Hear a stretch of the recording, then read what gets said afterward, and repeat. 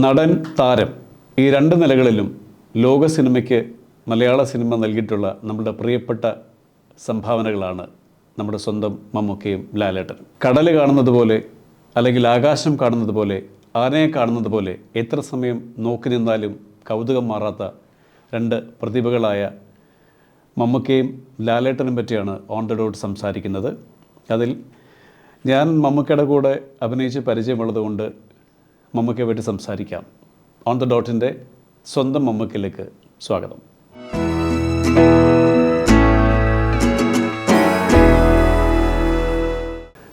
വിൽക്കാനുണ്ട് സ്വപ്നങ്ങൾ എന്ന സിനിമയാണ് മമ്മൂക്കയുടേതായിട്ട് നമുക്ക് ഒരു ആക്ടർ എന്നുള്ള നിലയിൽ ആദ്യമായിട്ട് അടയാളപ്പെടുത്തിയ സിനിമ. അതിന് മുൻപ് ചില ചിത്രങ്ങളൊക്കെ അദ്ദേഹം മുഖം കാണിച്ചിട്ടുണ്ട്.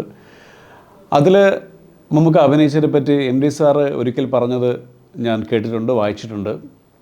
അന്നത്തെ മലയാളത്തിലെ ഒരു താരമായ ശ്രീ സുകുമാരൻ സാറുമായിട്ടാണ് മമ്മൂക്കയുടെ രംഗം 4-5 സീനുകളുണ്ടായിരുന്നു. പക്ഷേ ഒരു പുതുമുഖത്തിൻ്റെ യാതൊരു ചാഞ്ചല്യവുമില്ലാതെ വളരെ കോൺഫിഡൻ്റായിട്ടാണ് മമ്മൂക്ക ആദ്യ സിനിമയിൽ തന്നെ ഈ വലിയ താരമായ സുകുമാരൻ സാറിനോടൊപ്പം അഭിനയിച്ചത്. എന്നാൽ പ്രായോഗിക തലത്തിൽ അതിനകത്ത് ചില പ്രശ്നങ്ങളുണ്ട്. കാരണം ഞാൻ മമ്മൂക്കയുടെ കൂടെ 2 സിനിമകൾ അഭിനയിച്ചിട്ടുണ്ട്. എൻ്റെ രണ്ടാമത്തെ സിനിമ തസ്കരവേരിൽ ഞാൻ മമ്മൂക്കയുടെ കൂടെ അഭിനയിച്ച ഒരാളാണ്. ഞങ്ങൾ ഒന്നിച്ചുള്ള കോമ്പിനേഷൻ സീൻ അഭിനയിക്കുന്നു, നമ്മൾ ഒന്നിച്ച് നിൽക്കുന്നു. എന്നെ സംബന്ധിച്ച് ഞാൻ അതുവരെ കണ്ടതോ കേട്ടതോ ഒക്കെ ആയിട്ടുള്ള നേരിട്ട് പരിചയമില്ലാത്ത മമ്മൂട്ടി എന്ന് പറയുന്ന ആ മഹാപ്രതിഭയുടെ അടുത്ത് ഞാൻ നിൽക്കുകയാണ്. അദ്ദേഹത്തിൻ്റെ കഥാപാത്രത്തിൻ്റെ പേര് അറക്കളം ബേബി എന്നാണ്. ഞാൻ അദ്ദേഹത്തിൻ്റെ കൂടെയുള്ള ഒരു ടീമിൽപ്പെട്ട ഒരു കുട്ടിയായിട്ടാണ് അഭിനയിക്കുന്നത്. പക്ഷേ മമ്മൂക്കയായിട്ടുള്ള ആദ്യത്തെ സീനിൽ സംവിധായകൻ ആക്ഷൻ പറയുന്നു, ഞാൻ ഡയലോഗ് പറയുന്നു, ഉടൻ തന്നെ സംവിധായകൻ കട്ട് പറയുന്നു. കാരണം എൻ്റെ പരിഭ്രമത്തിലായിരിക്കാം ഒരുപക്ഷെ, അല്ലെങ്കിൽ ഈ മമ്മൂക്കയെ കണ്ട എക്സൈറ്റ്മെൻറ്റിലായിരിക്കാം എൻ്റെ തൊണ്ട വരളുന്നു, ചുണ്ടുകൾ ഡ്രൈ ആവുന്നു, എൻ്റെ ഡയലോഗ് പുറത്തേക്ക് വരുന്നില്ല. പക്ഷേ ഞാനത് തിരിച്ചറിയുക പോലും ചെയ്തിട്ടില്ല. കാരണം ഒരിക്കലും എനിക്ക് അറക്കളം ബേബിയായിട്ട് മമ്മൂക്കയെ കാണാൻ സാധിച്ചില്ല. കാരണം ഞാൻ കണ്ട എൻ്റെ പ്രിയപ്പെട്ട എൻ്റെ സ്വന്തം മമ്മൂക്കയാണ് തൊട്ടടുത്ത് നിന്നത്. ഞാൻ എൻ്റെ അനുഭവം പറഞ്ഞത്, ഇത്തരം ഒരു അവസ്ഥയിൽ ആദ്യമായിട്ട് സുകുമാരൻ സാറിനോട് അഭിനയിക്കുമ്പോൾ ഇത്തരം യാതൊരു പ്രശ്നങ്ങളും ഇല്ലാതെ മമ്മൂക്ക ആദ്യത്തെ ആ സീനിൽ, ആ 4-5 സീനുകളിൽ ആ സിനിമയിൽ അഭിനയിച്ചു എന്ന് MD സാറ് പറഞ്ഞത് തന്നെ ഒരു വലിയ കാര്യമാണ്. അപ്പോൾ അദ്ദേഹത്തിൻ്റെ ഒരു കോൺഫിഡൻസ് ലെവൽ ആ തുടങ്ങുന്ന സമയത്ത് തന്നെ എത്രമാത്രമായിരുന്നു എന്ന് നമുക്കെല്ലാവർക്കും ഊഹിക്കാൻ പറ്റും. അടൂർ സാറ് ഒരിക്കൽ പറഞ്ഞിരുന്നു, ആദ്യമായിട്ട് മമ്മൂക്കയെ കാണുമ്പോൾ അദ്ദേഹം സംസാരിച്ചത്, അടൂർ സാറ് പണ്ടൊരിക്കൽ എറണാകുളത്ത് ഉദ്ഘാടനം ചെയ്ത ഒരു ഫിലിം സൊസൈറ്റിയുടെ സമ്മേളനത്തിൽ മമ്മൂക്ക പങ്കെടുക്കുകയുണ്ടായി. ഈ കാര്യങ്ങളൊക്കെയാണ്. ഒരുപക്ഷെ അന്നേ ഉള്ള സജീവമായ സിനിമയോടുള്ള അദ്ദേഹത്തിൻ്റെ താല്പര്യം, ഒരു സിനിമ മോഹി എന്നുള്ളതിലുപരിയായിട്ട് നല്ല സിനിമകളുടെ ഭാഗമാവണം, അല്ലെങ്കിൽ മികച്ച ഒരു തലത്തിൽ സിനിമയിലേക്ക് വരണം എന്നുള്ള അദ്ദേഹത്തിൻ്റെ ആഗ്രഹം കൊണ്ട് തന്നെ ആയിരിക്കാം ഈ തുടക്ക സമയത്ത് തന്നെ MT Vasudevan Nair, KJ George തുടങ്ങിയ സംവിധായകരുടെ ഒക്കെ സിനിമകളിൽ അഭിനയിക്കാൻ അദ്ദേഹത്തിന് ഭാഗ്യമുണ്ടായത്.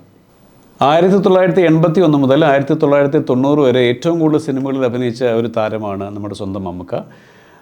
84-ലും 85-ലും 34 സിനിമകൾ വീതം, ഓരോ വർഷം 34 സിനിമകൾ അദ്ദേഹം അഭിനയിച്ചു. 1986-ൽ 35 സിനിമകളിൽ അദ്ദേഹം അഭിനയിച്ചു.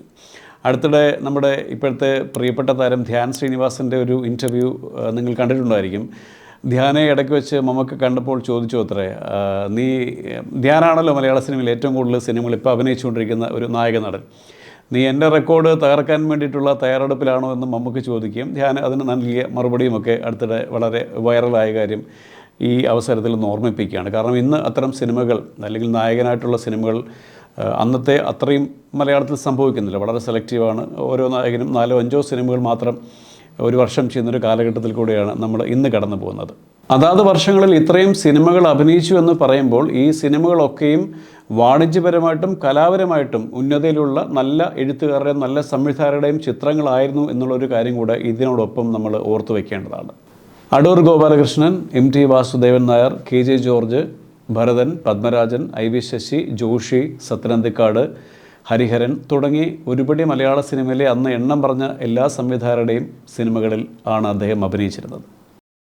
ഒരു വർഷം 10-30 സിനിമകൾ ചെയ്യുമ്പോൾ ഇത്രയധികം വൈവിധ്യമുള്ള കഥാപാത്രങ്ങളെയും സിനിമകളെയും ഇന്ത്യയിലെ മറ്റേതെങ്കിലും നടന്മാർക്ക് കിട്ടിയിട്ടുണ്ടോ എന്ന് നമുക്ക് സംശയമാണ്. ഇതേ കാലയളവിൽ തന്നെ നമ്മുടെ പ്രിയപ്പെട്ട മോഹൻലാലും ഇതുപോലെ തന്നെ മികച്ച സംവിധായകരുടെ അല്ലെങ്കിൽ മികച്ച എഴുത്തുകാരുടെ സിനിമകൾ ഈ കാലയളവിൽ ചെയ്തിരുന്നു എന്ന് പറയുന്നതും ഒരു പ്രത്യേകതയുള്ള കാര്യമാണ്. അതാണ് ഞാൻ തുടക്കത്തിൽ പറഞ്ഞ പോലെ മലയാളത്തിലെ എന്നും നമ്മൾ ഹൃദയത്തോട് ചേർത്ത് നിർത്തുന്ന രണ്ട് പേരുകളാണ് മമ്മൂട്ടിയുടെയും മോഹൻലാലിൻ്റെയും. ഞാൻ പൊതുവെ എല്ലാവരോടും പറയാറുണ്ട്, സിനിമയിൽ അഭിനേതാവായി വരാൻ ആഗ്രഹിക്കുന്ന ഏതൊരാളും റോൾ മോഡലാക്കേണ്ട നടൻ എന്ന് പറയുന്നത് നമ്മുടെ മമ്മൂക്കയാണ്. കാരണം അദ്ദേഹം തന്നെ പറഞ്ഞിട്ടുണ്ട്, ഞാൻ അദ്ദേഹത്തിൻ്റെ കൂടെ അഭിനയിച്ച സമയത്ത് അദ്ദേഹം സ്കൂളിൽ പഠിക്കുന്ന സമയത്ത് സൈക്കിൾ ചവിട്ടി സിനിമ കാണാൻ പോയത്.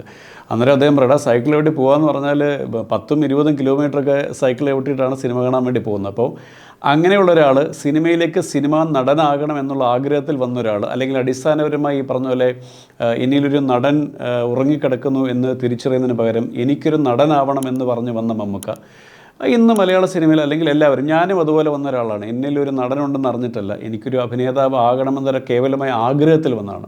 അപ്പോൾ അങ്ങനെ വരുന്ന ഏതൊരാൾക്കും നമുക്ക് മാതൃകയാക്കേണ്ട ഒരാൾ ഞാൻ എപ്പോഴും പറയും മമ്മൂക്ക തന്നെയാണ്. കാരണം അദ്ദേഹത്തിൻ്റെ ആഗ്രഹം, അതിനുവേണ്ടിയുള്ള പരിശ്രമം, ആ രണ്ട് ഘടകങ്ങൾ മാത്രമാണ് ഇന്ന് ലോകമറിയപ്പെടുന്ന ഒരു താരമായും അല്ലെങ്കിൽ അതിന് മേലെയുള്ള ഒരു നടനായും മമ്മൂക്കയെ മാറ്റിയത്. അതുകൊണ്ട് സിനിമാ മോഹികളായിട്ട് വരുന്ന ഏതൊരാൾക്കും ഏറ്റവും പ്രചോദനമായിട്ടുള്ള ഒരു പേര് തന്നെയാണ് നമ്മുടെ സ്വന്തം മമ്മൂക്ക.